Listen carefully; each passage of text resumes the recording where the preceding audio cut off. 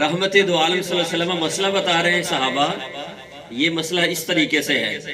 حضور کی بارگاہ میں صحابہ بیٹھے ہیں، بڑے ادب کے ساتھ بیٹھے ہیں، بڑے ادب کے ساتھ، حدیثوں میں ہے ایسے ادب کے ساتھ بیٹھتے تھے کہ وہ ہلتے ہی نہیں تھے، اور پرندے آ کر ان کے سروں پر بیٹھ جایا کرتے تھے، بالکل حرکت نہیں ہوتی تھی کہ کہیں بے ادبی نہ ہو جائے حضور کی بارگاہ کی۔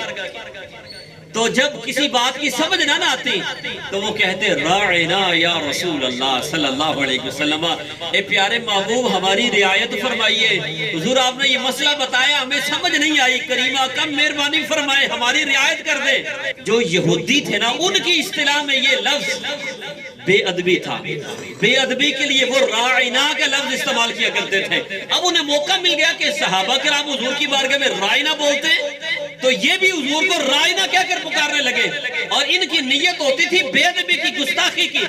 حضرت سیدنا سعد بن معاذ رضی اللہ تعالیٰ عنہ یہودیوں کی اصطلاح سے واقف تھے، جب انہوں نے ان کے لہجے کو دیکھا نا تو انہوں نے فرمایا او یہودیوں، اگر تم میں سے کسی نے حضور کو راعنا کہہ کر پکارا تو میں اس کی گردن اڑا دوں گا۔ اب یہودیوں نے کہا کہ یہ کون سی بات ہے، ہم اگر راعنا کہتے ہیں تو مسلمان بھی تو راعنا کہتے ہیں، یہ کون سی بڑی بات ہے؟ تو مسلمانوں کو پہلے جا کر روکو۔ آپ رنجیدہ ہو گئے، خاموش ہو گئے، دل میں ملال تھا کہ میں کیا جواب دوں، اور یہ ملال دے کر در محبوب صلی اللہ علیہ وسلم کی طرف چل پڑے۔ ادھر سے حضرت سعد چلے ہیں، ادھر سے رب نے جبریل کو بھیجا۔ جب حضرت سعد پہنچے نا سرکار کی بارگاہ میں، ادھر سے جبریل آگے قرآن کی آیت لے کر، رب نے فرمایا یا ایھا الذین آمنوا لا تقولوا راعنا وقولوا انظرنا۔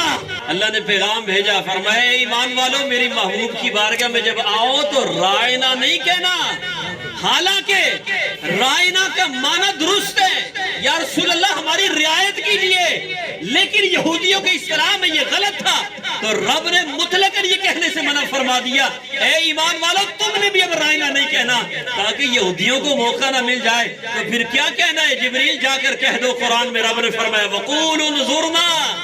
جب سمجھ نہ آئے کسی مسئلے کی تو تم نے کہنا ہے یا رسول اللہ ہم پر نظر کرم فرما دے، سبحان اللہ، محبوبہ ہم پر نظر کرم فرما دے، یہ لفظ رب نے عطا فرمایا۔ اب جب کوئی سوال پوچھنے تو انظرنا کہنا ہے، یا رسول اللہ نظر کرم فرمائے۔ اور آگے رب نے پتا کیا فرمایا واسمعوا، اور اے ایمان والو سن لو، پہلے ہی دھیان سے سنا کرو، پہلے ہی غور سے سنا کرو، یہ بار بار میرے محبوب سے پوچھ کر ان کو تکلیف نہ دیا کرو، پہلے ہی دھیان سے سنو۔ وَلِلْكَافِرِينَ عَذَابٌ عَلِيمٌ، کافروں کے لیے دردناک عذاب ہے۔